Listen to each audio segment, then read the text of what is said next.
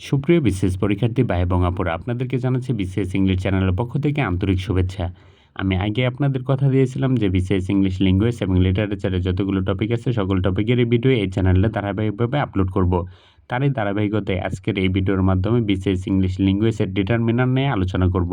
এর পূর্বে আমরা নাউন নিয়ে আলোচনা করেছি। যদি ওই ভিডিওটি দেখে না থাকেন তাহলে আপনারা এন্ড স্ক্রিন থেকে ওই ভিডিওটি দেখে নিতে পারবেন। এর পরবর্তীতে আমরা জেন্ডার, নাম্বার, প্রোনাউন, ভার্ব এমনভাবে প্রতিটি টপিকের উপরই ভিডিও আপলোড করব। তো চ্যানেলের সাথে থাকার আহ্বান রইল। তো আর কথা না বলে আমরা সরাসরি ভিডিওতে চলে যাই। ডিটারমিনান্টস কাকে বলে? ডিটারমিনান্টস হচ্ছে এমন কতগুলো শব্দ যা নাউন বা নাউন ফ্রেজের পূর্বে বসে এবং সেটি স্পেসিফিক নাকি স্পেসিফিক না, জেনেরিক না সেটি নির্দেশ করে। যেমন he reads a book, I have lost the pen, some boys are making a noise in the class, he will buy 2 shirts, I have a few friends there. উপরের উদাহরণগুলোর মধ্যে pen, noise, class, shirt, friends এগুলোর পূর্বে এ, দা, এ, two, the, a few শব্দগুলো বসেছে। এগুলি হচ্ছে determiners. Determiners মূলত দুই ধরনের: specific determiner, general determiner. Specific determiner কোনো কিছুকে বা কাউকে নির্দিষ্ট করে চেনার জন্য যে সমস্ত ডিটারমিনান্টস ব্যবহার করা হয় সেগুলোকে স্পেসিফিক ডিটারমিনান্টস বলা হয়। যেমন the boys are playing in the field, এখানে দ্য শব্দটি স্পেসিফিক ডিটারমিনার।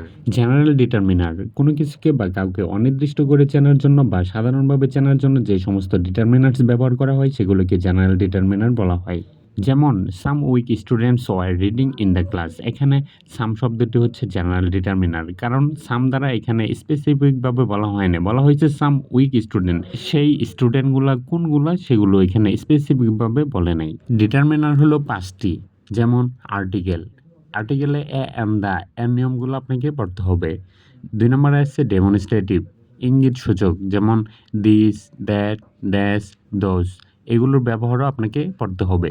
পসেসিভ, পসেসিভে আছে my, his, her, your, our, its, their এগুলোর নিয়মও পড়তে হবে। Numerals, সংখ্যাবাচক, 2, 3, 4, 5 etcetera. কোয়ান্টিফায়ার, পরিমাণ সূচক, যেমন some, many, much, a lot, all, few, enough, either, neither, a great deal of, a lot of, plenty of, several, a great number of এগুলোর নিয়মও আপনাকে পড়তে হবে। Use of important determiners. Rule number 1, both, all, such, many, quite প্রভৃতি কোনো নাউনকে modify করলে সাধারণত এদের পরের নাউনটির সাথে আর্টিকেল বসে। বোথ বা অল প্লাস দ্য এবং এ এন। যেমন ইনকারেক্ট বাক্যটার দিকে আগে খেয়াল করুন। দেখুন এখানে বলা আছে a half love is better than no love. এর সঠিক বাক্যটা হচ্ছে half a love is better than no love. কেননা আমি আগেই বলেছিলাম হাফ এর পরবর্তী নাউনের পূর্বে হচ্ছে আর্টিকেল বসে, এই জন্য হাফের পূর্বে এ না বসে লভের পূর্বে এ বসেছে। 2 নম্বর বাক্যটার দিকে খেয়াল করুন। ইনকারেক্ট বাক্য আই ওয়ান্ট সাচ থিং, এটার কারেক্ট বাক্য হচ্ছে I want such a thing. 3 number incorrect বাক্যটা হচ্ছে the world is a stage, এখানে কারেক্ট হবে all the world is a stage. Rule number 2, many a an এরপরে সিঙ্গুলার নাউন এবং singular verb বসে। যেমন ইনকারেক্ট বাক্যটার দিকে লক্ষ্য করুন। Many a man were listening to him, এটা হচ্ছে ভুল। এর সঠিক বাক্যটা হচ্ছে many a man was listening to him. 2 number বাক্যটার দিকে খেয়াল করুন। Many an ants were rushing, এটার কারেক্ট বাক্য হচ্ছে many an ants was rushing. কারণ আগেই বলেছি যে মেনি এ অথবা এন এরপরে সিঙ্গুলার নাউন হয়, সিঙ্গুলার ভার্ব হয়, এজন্য মেনি এ এরপরে এম ই এন ম্যান মানে প্লোরাল, এটা না হয়ে M A N man singular এটা হয়েছে। আর এইখানে দেখুন অ্যান্ডস না হয়ে অ্যান্ড হয়েছে, আর ওয়ারের পরিবর্তিতে ওয়াজ ব্যবহৃত হয়েছে। Rule number 3, many, a great many, a good many এরপরে প্লোরাল নাউন এবং প্লোরাল ভার্ব হয়। যেমন ভুল উদাহরণটার দিকে লক্ষ্য করুন। We saw that a great many bird was betting there, এটার কারেক্ট বাক্য হবে we saw that a great many birds were betting there.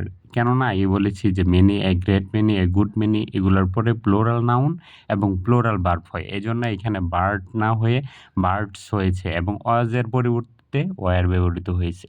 Rule number 4, few, a few, the few, very few এরপরে প্লোরাল কাউন্টেবল নাউন বসে এবং little, a little, the little, very little, এরপরে uncountable noun বসে। উল্লেখ্য যে few এবং little সবসময় negative অর্থ দেয়, অর্থাৎ নেই বা না বললেই চলে এমন ভাব প্রকাশ করে। যেমন ভুল বাক্যটা আগে দেখুন, few reference book may be checked out. এটার কারেক্ট বাক্য হবে few reference books may be checked out. 2 নম্বর বাক্যটাও লক্ষ্য করুন, give the cat a little fishes. Correct বাক্য হবে give the cat a little fish. গুরুত্বপূর্ণ একটি note, little, a little, few, a few এর উপর ব্যবহারের দক্ষতা অর্জন করার জন্য একটি গল্প মনে রাখা যেতে পারে। একদা দুইজন লোক ছিল, তাদের প্রত্যেকেরই অর্ধকাপ করে সুখ ছিল। একজন বলল, how sad I have a little happiness. অন্যজন বলল, how wonderful I have a little happiness. এবার লক্ষ্য করলে দেখব যে লিটল, এ লিটল অথবা ফিউ, এ ফিউ এর ব্যবহার হলো দৃষ্টিভঙ্গির ব্যাপার। নেগেটিভ মনোভাব প্রকাশের জন্য লিটল, ফিউ এবং পজিটিভ মনোভাব প্রকাশের জন্য এ লিটল, এ ফিউ বসে। রুল নাম্বার 5, ফিউ, লিটল এর সাথে অনলি থাকলে অবশ্যই only a few, only a little বসে। যেমন ইনকারেক্ট বাক্যটা আগে দেখুন, only few students are lazy. Correct বাক্য হবে only a few students are lazy. 2 নম্বরে ইনকারেক্ট বাক্যটা হচ্ছে we will need only little food. Correct বাক্যটা হচ্ছে we will need only a little food. Rule number 6, এইখানে বলা আছে এনি শব্দটি নেগেটিভ এবং ইন্টারোগেটিভ উভয় ধরনের বাক্যে ব্যবহার করা যায়, কিন্তু সাম শব্দটি অ্যাফার্মেটিভ বাক্যেই ব্যবহার করতে হয়। যেমন ইনকারেক্ট বাক্যটার দিকে লক্ষ্য করুন, she did not give me some books. এইখানে কারেক্ট বাক্য হবে she did not give me any বুক। আরেকটা উদাহরণ লক্ষ্য করুন, এইখানে ইনকারেক্ট বাক্য বলা আছে he has any new books. Correct বাক্য হবে he has some new books. তবে যে সকল প্রশ্নবোধক বাক্যের জবাব অ্যাফার্মেটিভে আশা করা হয় তাদের ক্ষেত্রে সাম বসে। যেমন will you bring me some water. Rule number 7, another. Another হচ্ছে এন প্লাস আদার, এরপরে সিঙ্গুলার নাউন, আদারের পরে প্লোরাল নাউন বসে। তবে এনি আদার এরপর সিঙ্গুলার প্লোরাল নাউন উভয়ই বসতে পারে। যথা ইনকারেক্ট বাক্যটা আগে দেখি, গিভ মি অ্যানোদার ম্যাঙ্গোস। এটার কারেক্ট বাক্য হচ্ছে গিভ মি অ্যানোদার ম্যাঙ্গো। 2 নম্বর ইনকারেক্ট বাক্যটা হচ্ছে he want to Khulna Dhaka and other place. এটার কারেক্ট বাক্য হবে he want to Khulna Dhaka and other places. Rule number 8, enough শব্দটি দ্বারা যদি নাউনকে বিশেষায়িত করা হয় তাহলে তার পূর্বে, এবং যদি অ্যাডজেক্টিভ বা অ্যাডভার্বকে বিশেষায়িত করা হয় তাহলে তার পরে বসে। উল্লেখ্য যে কিছু কিছু গ্রামারিয়ান যদিও মত দেন যে অ্যানাফ শব্দটি নাউনের ক্ষেত্রে পূর্বে এবং পরে উভয় স্থানে বসতে পারে, তবে তা অধিক গ্রহণযোগ্য নয়। যেমন 1 নম্বরে বলা আছে it is not cold enough to wear a heavy jacket.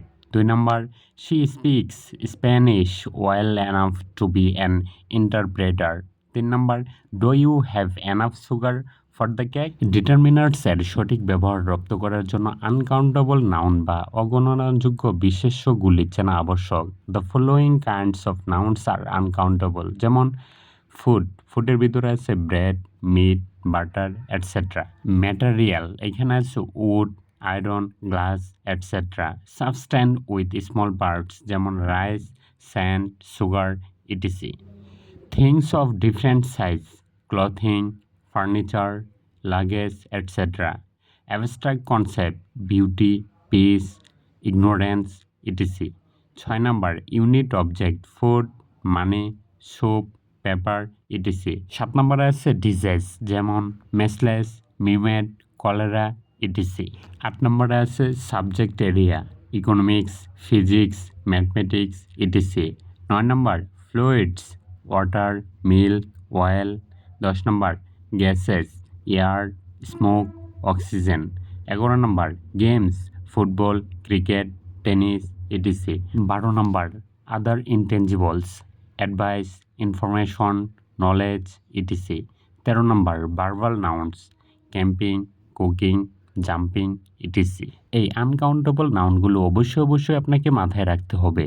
যে নাউনগুলো আমরা আলোচনা করলাম এগুলো কখনো এন এর সাথে ব্যবহার করা যাবে না। তবে নাউনগুলো যদি bit of, piece of, slice of এর পরে বসে তাহলে এন গ্রহণ করবে। যেমন এ বিট অথবা piece of news, a grain of sand, a cake বা bar of soap, a slap of thunder, a drop of oil, a piece of advice, a ghost of wine, a bolt of lighting, a sheet of paper, a pan of glass, a loaf slice of bread, an ear of corn. Example in sentence, incorrect. Do you have an information about it? এটার correct বাক্য হচ্ছে do you have information about it অথবা do you have any information about it. তো বন্ধুগণ, আজকের এই ভিডিওর মাধ্যমে আমরা ডিটারমিনার্স নিয়ে আলোচনা করলাম। এর পূর্বের ভিডিওতে আমরা নাউন নিয়ে আলোচনা করেছি। যদি ওই ভিডিওটি না দেখে থাকেন তাহলে এন্ড স্ক্রিন থেকে দেখে নিতে পারবেন। আর পরবর্তীতে আমরা জেন্ডার নিয়ে আলোচনা করব। তো আজকের ভিডিওটি এই পর্যন্তই। ভিডিওটি ভালো লাগলে অবশ্যই লাইক, কমেন্ট, সাবস্ক্রাইব। ধন্যবাদ।